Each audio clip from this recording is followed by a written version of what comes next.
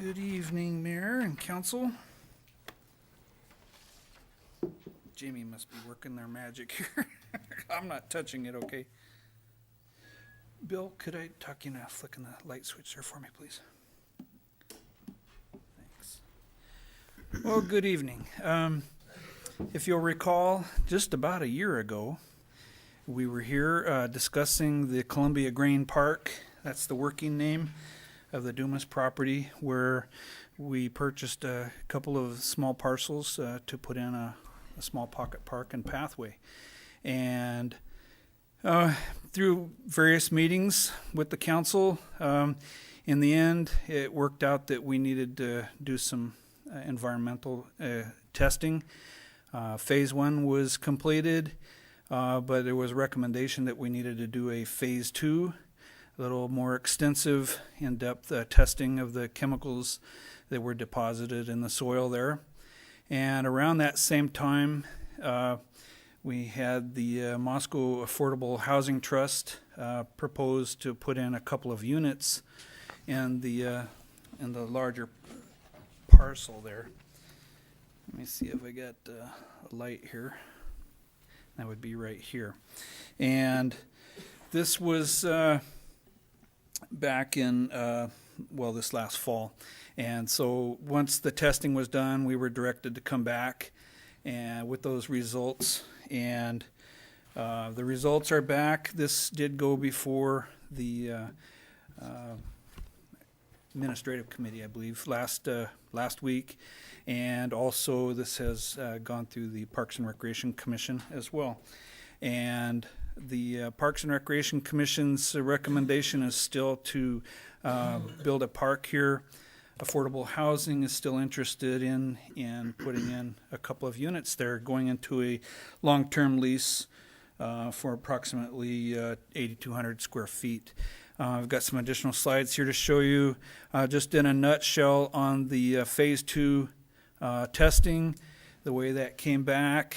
This is in layman's terms because that's all that I know, how to at least explain it. If we put a park in, there's no remediation needed, necessary to handle this.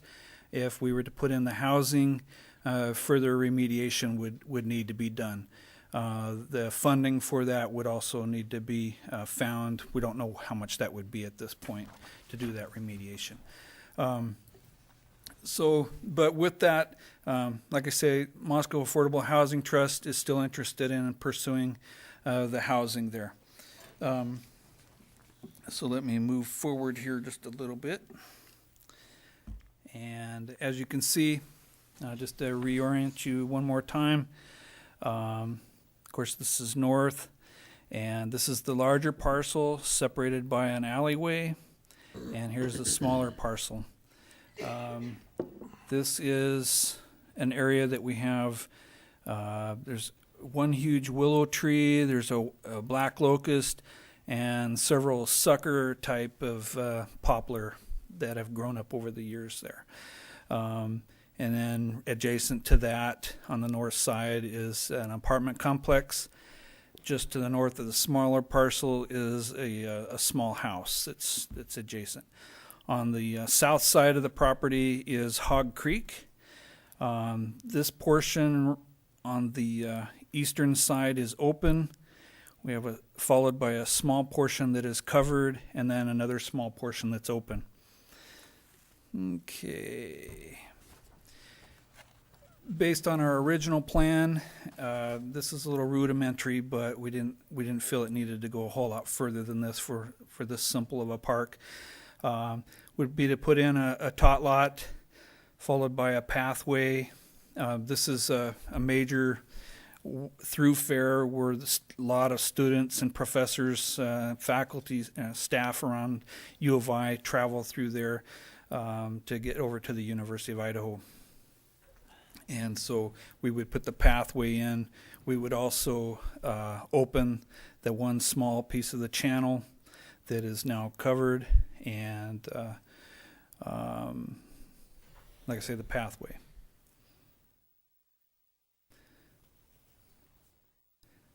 just an example of what we could put in there. We would still need to figure out exactly what that would be. We would go through our regular process for playground placement and selection. This is a slide that shows, it depicts what kind of housing, how the housing would be placed. This is in that the larger of the two parcels. And you can see it's a tight fit. The way this plan depicts, it still shows the pathway. We would still do the same thing that we had with the creek. We just would not have a playground. There's just simply not enough room.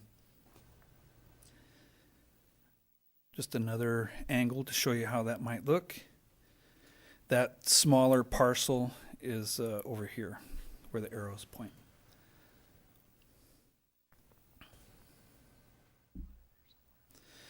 Okay, typed a few photos from Victoria Seavers' stuff that she submitted before. You can see the sucker trees. Some of this would be cleaned out because this is where the playground would go. And there are a few probably touchy issues with the trees that we'll have to address, regardless of whether there's a housing there or not, or a playground. This is facing northeast. That apartment complex is back through the trees. So as you can see, during the summertime anyway, the trees make a nice buffer. And this is the willow tree. This will be something that we'll have to address either way. There is a little fort built up into the tree, which we would need to talk to our risk management and see if that would remain, should we, well, depending on where we go out with this property. It straddles the property line. About half the tree is in the parking lot and the other half of the tree is on the city property. This is another angle looking facing southeast. That's that same willow tree. A little dark, but just to show you how it is adjacent to the parking lot. And that's it for the slide presentation. A special note that I would like to pass along from the Parks and Recreation Commission is that though their recommendation is to go with a park, I mean, that's what they're charged with. It was in no way any reflection on the affordable housing's proposal or their like or dislike of what they wanted to do. It's just that's not what they're charged with, and they just wanted that passed along. At the administrative committee meeting, there was some discussion about possibly what if we just put in one housing unit, could we still have a partial park? There's just simply not enough physical room there to put a playground in and have anything else there. It's just physically not enough room. So I think either way that the city council would go with this, I think is still a win for the community. Affordable housing is good, but also a nice park in a densely populated area that is underserved by parks is also a win.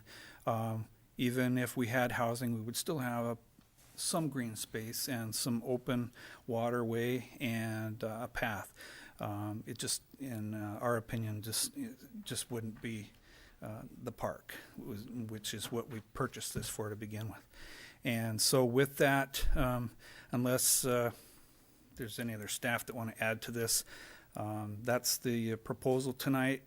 Recommendation by staff is to go with the decision to go with a park. We have the money in the budget to develop that this year.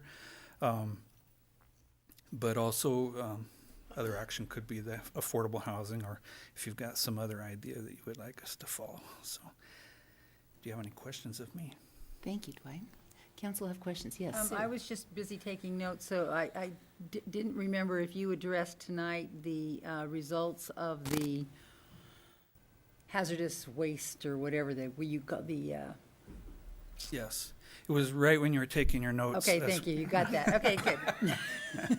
No, the conclusion was, in layman's terms, is that for a park, there's no additional remediation that needs to be done. For housing, there would be. And to the exact extent of what that would be, we don't know yet based on that study. That would still have to be determined, as well as what that cost would be. No idea if it would be a lot. Sometimes these can be a similar situation that I've faced before. We were able to take the soil out and you farm it out, depending on what the chemicals are. Evaporation takes care of it over the years. It gets turned over every year. Sometimes it's a whole different matter. It just depends on what chemicals there are. Sue, you chaired the administrative committee when this was discussed. And we How'd had, that conversation go? yes, and we had extensive presentation on the test sites, and there was quite a bit of contamination, more so in the area where the housing would be. It was a 2-to-1 vote. Walter and I thought that it should stay a park. Tim thought that maybe there'd be some accommodation for one house. My opinion's been the same for years and years when I wouldn't allow planning to say, well, I'd fight for it. It's not what I wouldn't allow, but I would encourage planning and zoning not to rezone this until we could either make it an intermodal transport center or a park, because it is a pathway for many, many people and a lot of wildlife. So that was where it was at, and I'll let Tim speak for himself on his recommendation. Tim, would you like to add to the discussion? Thank you, Mayor Cheney. Well, just in an attempt to compromise between some need in some low-income housing and also the need for a park in that area, I asked Tom Grunden through Dwight to take a look at the possibility of building one house on the property, and then whether or not the park and the playground area could also be developed. And I've since come to the conclusion that it's an either-or situation, that we can't, I'm not going to be able to get my cake and eat it too, so I'm going to go with the cake and the park. Thanks, Tim. Thank you, Dwight. I would ask if there's anybody here who'd like to speak to this issue. We'd certainly welcome your comment. Please come on up and state your name and address for our record. And try to be brief in your remarks if you can, please.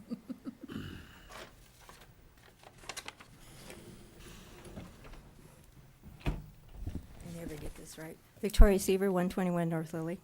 So please you use my pictures. So I have been speaking long and hard for the park, and I've spoke to it in terms of economy, commercialism, socially, culturally, recreationally, city design via the comprehensive plan and legacy crossing and neighborhood improvement. I've lived 40 years in this neighborhood by the park, within a stone's throw most of that time. I have an inside view as one of the neighbors who is excited to have a park there. I don't have kids, but I enjoy watching them walk to West Park School in the morning when the weather's good and I'm out there with my newspaper. And I'm going to be over there at the park, and when they see some bug or some bird or something, I'm going to be over there talking to them about what they're looking at. And they need a place to be outside and interact with each other and not be in front of a computer all the time. And a lot of them don't have lawns, and that's a good place for them to have a park. I visit with college kids, tons of them around me. They'll go get a pizza down at Pizza Perfection down the block. They'll hang out in the park. I'll go talk to them, ask them about their classes. I've been at the university for 38 years. I can do that. Ask them about, where they're from, and if they want a picture, I'll take a picture. They'll send it home, and China will get a picture of a park in Moscow instead of a car they stand by. I'm going to be there when the seniors walk through. Say hi to them. I've got seniors in my neighborhood I say hi to now, but we can sit on a bench. And the dog walkers will be there. Friends and neighbors will be there. Because of the park, this whole issue with the park, last summer I met Maria, who's in the audience, and now we're friends, and she's a long-time walker over there with Romeo, her dog. I discovered that another friend of mine lives across town. She's a amateur naturalist. She goes over there almost every day and checks out the creek and goes over to Paradise Creek and goes on to campus. I have another friend who, she and I went up to Residence Street Park and we ran into a daycare. And we said, hey, if there's a park over there, would you use that park? And they said, sure. You know, she went to an arts meeting. She goes to tons of meetings. I don't know which one. They're talking about small art projects in local parks. And they said, hey, how about that one over by the Granary? We don't even have a park yet, and they want to put a project over here, or they're talking about it. Years ago, Kyle, Patrick, and Cody built that tree house in the willow tree. They're grown. They're gone. Don't tell anybody. I'm not giving you their last name. Oh. Yeah. And they spent hours and hours and hours and hours and hours playing over there. Pet cats, dogs, walkers, bikers, and sky watchers. It's got a great view for eclipses, meteor showers, all kinds of things. Have been over there using that area as a rough green space. It does what parks are supposed to do. It brings people together, and it sends them on their routes to other activities, engages them. No one's been taking care of it. It's an empty lot, or lots, and yet it hasn't been trashed out, and it's developed this wild grove. I always call it cottonwood, but I guess poplars and cottonwoods are almost the same thing. It's meant to be a park. The city bought it and funded it for a park. The neighborhood needs a park. Please let it be a park. Thank you. Thank you, Victoria. Others who'd like to speak?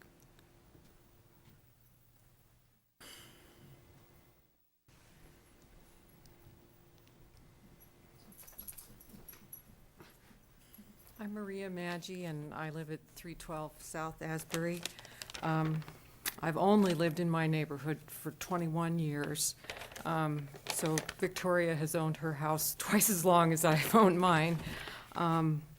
And I second everything she said. I'd just like to say that I had a wonderful time this summer walking on the north side of my neighborhood, knocking on doors, and using my former writing teacher self to introduce myself to my neighbors that I didn't know. I talked to all the ones that I did know. I didn't meet a single one who didn't want the park.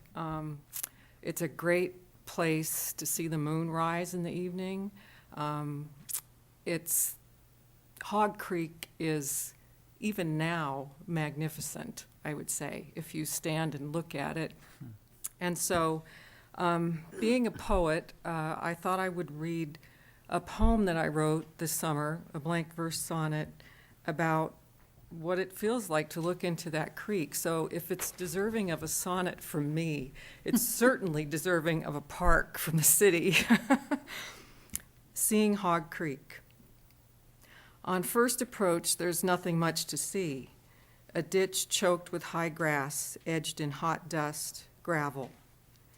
Each time I look down into it, off the chipped cement and pipe platform, the creek shallows stretch their clear threads, bending in slow current shot with afternoon sun.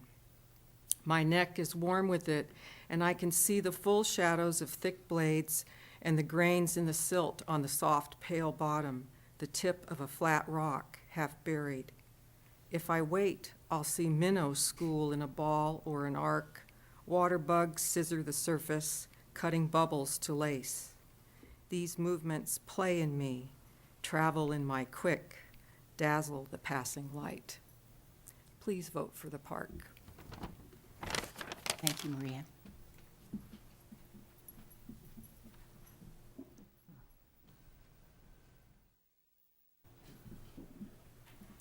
My name is Marcia Anderson, and I do not live in that neighborhood.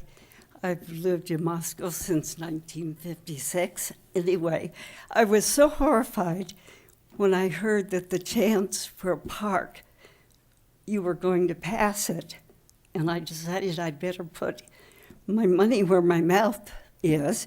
So I sent the city a check for $1,000 if you make it a park. I think that part of town is really needing it, and it would be a treasure to have. Ms. Anderson, thank you for that, and thank you for your monetary support and that lovely phone conversation we had. Others who'd like to speak? Okay. How would the council like to proceed? Dan? Well, I could come down either way on this because I think, like Dwight said, both ideas are good ones. But the thing that really strikes out at me is that a park can be developed without remediation, but any housing development would have some remediation efforts. So that kind of tipped the scales for me. And for that, I would like to make a motion that we retain the original park and path development plan. Second. Okay, we have Dan's motion and we have Tim's second. Any further discussion? Walter? Well, somebody needs to speak up for the affordable housing. I've worked in affordable housing as a private consultant since 1980, and understand the Fair Housing Commission and the new group that's been formed to attempt to create some affordable housing. I admire their efforts and work. I do appreciate them locating this property and making the proposal they made. However, I will support the park.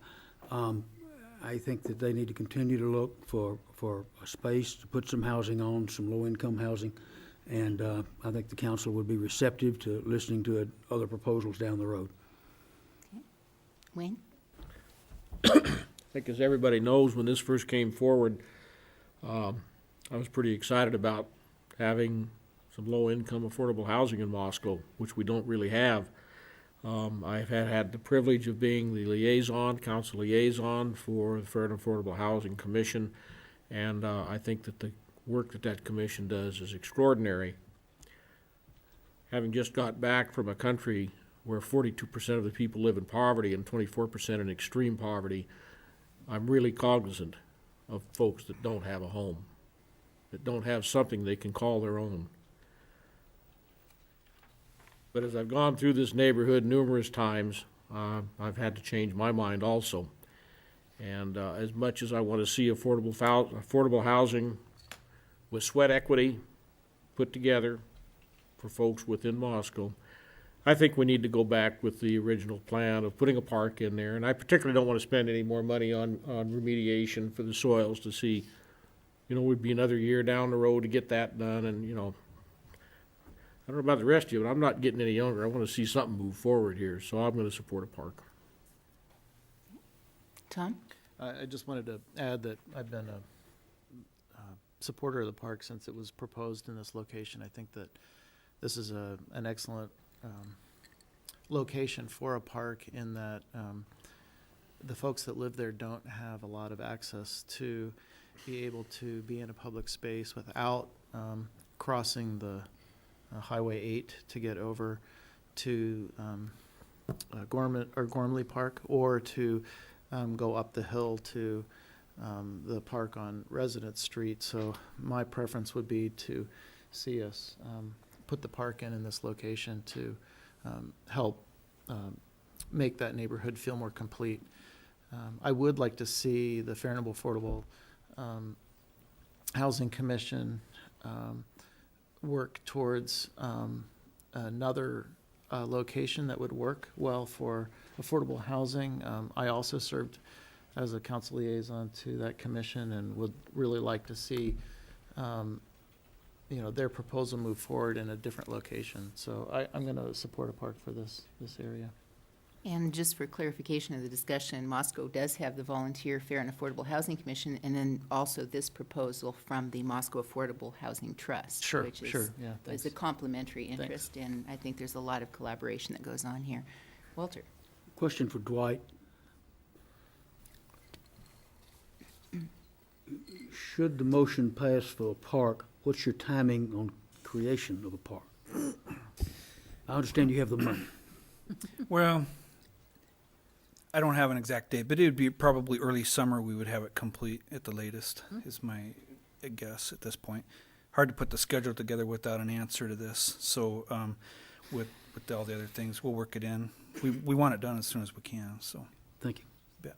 Okay. So we have Dan's motion, we have Tim's second to retain the original park and path development plan. We'll start this roll call vote with you. Tim?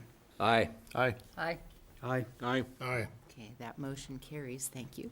looking forward to that new neighborhood park. Thanks all who weighed in. Thank you. There we go.